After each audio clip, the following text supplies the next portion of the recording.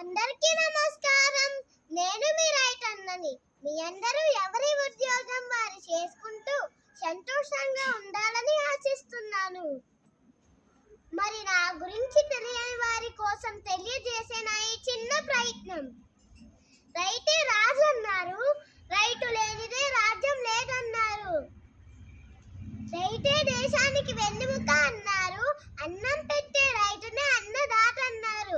దేశ ప్రగతికి మూలం రైతు అన్నారు, వ్యవసాయం చేసే రైతన్నను జై కిసాన్ అన్నారు.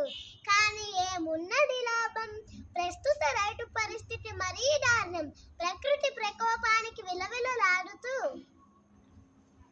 కరువు కాటకాల కూరల్లో చిక్కుకొని అధికారుల నిర్లక్ష్యానికి గురవుతూ అధిక వడ్డీ రేట్లతో సతమతమైపోతూ కల్తీ పురుగుల మందులు, నకిలీ విత్తనాలతో పంట నష్టాన్ని పొందుతున్న రైతన్నకు ఆకలే మిగిలింది, ఆత్మహత్య శరణమైంది.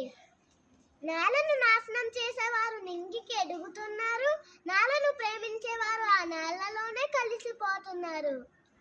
అందుకే రైతుల కష్టాన్ని గుర్తిద్దాం, రైతులను బ్రతికిద్దాం.